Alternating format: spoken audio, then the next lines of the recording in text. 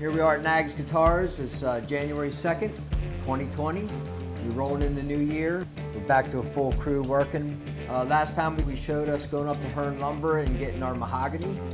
And now what we're going to show today is Dean. He's going to be taking the mahogany down to our spec that we need to take it to glue it to a top.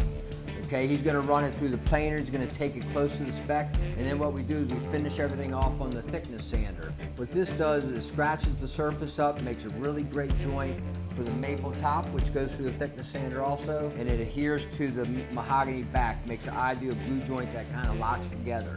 But before that, we're also going to run the backs on the CNC machine, and we're going to cut in a electronics channel. This channel goes through the three-way toggle all the way down to the electronics channel for the wires to pass through. Okay, what I'm doing here is I've taken a book match, which is taking a piece of wood, sawing it in half, and then you open it up so it's a mirror image of itself. A lot of times, especially with quilt, it'll come in and it's extremely uneven. So what I do is I clamp it together as best as I can, trying to use the saw curves on the ends of the boards to line everything up as it was before it was cut. And then I'll drill holes down through the ends.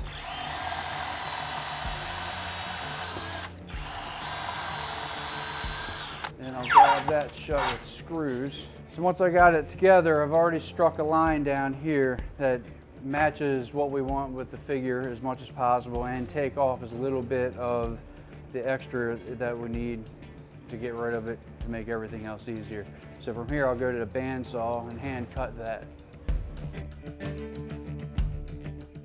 So now at this point I've got a very tight edge. I can pull the screws. And when I flip it open, I'll have the tightest possible match up as I can. And then from here I'll process this through the planer and get it flat, join the edges and glue it together. More like a war horse caught in the stable. What I'm doing now, I'm wetting the top out. That way you can see the figure a lot more. So after all the earlier processes, by trying to keep these surfaces as close together as possible when processing, you can see these spots where they line up as exact opposites of each other there. So. And it's a beautiful quilted top. Thieves wearing gold, visible lines. I like to get the glue on there, move it around a lot so it really gets into the grain and assures that you're going to get a nice tight joint. Another thing I like to do is I'll get a clamp on one end, get everything lined up. And that way it helps freeze it into place and gives you a nice flat plane to start with. When I glue up also, I like to work my way down the board. That way I can keep this exactly flat even to the touch as you go. Now it's all glued up. All we have to do now is let it sit overnight and dry. One thing about gluing up wood is you don't want to over tighten your clamps. You want to get it on there, get everything even as possible, and then snug them up, and then I'll give them just a little bit more so the clamp won't fall off or anything when I'm moving it. Okay, so what we're doing now is we're deciding on how to lay the top out. Obviously before that, Dean had gone through the motions of getting the book match correct on this top. He glued it edge to edge. He ran through the planer. He ran through the thickness sander to get it down to a certain spec. So what we're going to do now is decide which direction to lay this guitar out in. We can lay it out this way, okay, or we can flip it around and lay it out this way.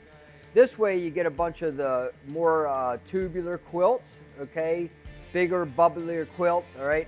But this way has this other unique V, okay, of a grain pattern and a tighter quilt. So after some discussion between Dean and I, we both agreed that this would be the more interesting way to lay this top out, okay? Plus it's the butt end of the guitar, which is going to show a lot more down here. So what I'll do now is I'll draw this pattern out on there with our rough template.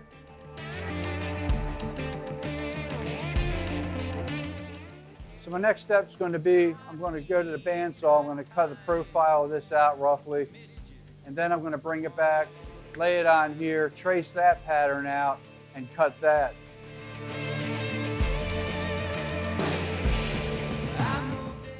All right, now I've got the two done. I'm ready to have the location holes put in them. I'll line it up roughly with my lines.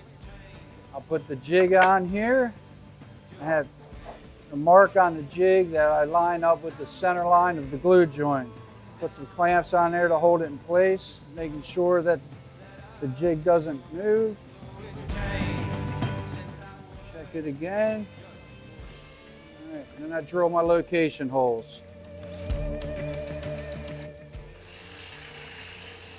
Okay, now I've got everything ready. I've got the location holes put in them. I'm going to spread the glue now. Try to put just enough glue that will coat the surface, not giving a lot of run out. Move the rest over. Now we use wooden pins that we make. That way, when it gets time to go to the CNC machine, they'll be in a cavity and they'll just get milled right out.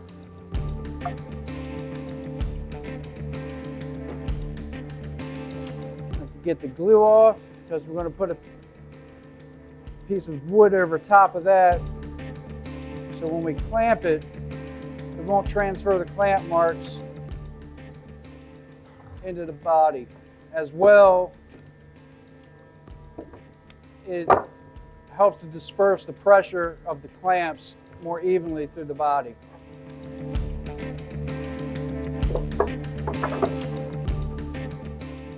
Always like to put large clamps deep into the body in the bridge area. That way it helps make sure that's all very nice and tight. Just a little extra safety. And I set another one back behind the neck joint. You want to make sure the glue joint is tight, but you don't want to over clamp it, because that can start to distort the top and the glue joint. We try to do everything old school here, a lot of hand work, and keeps it true.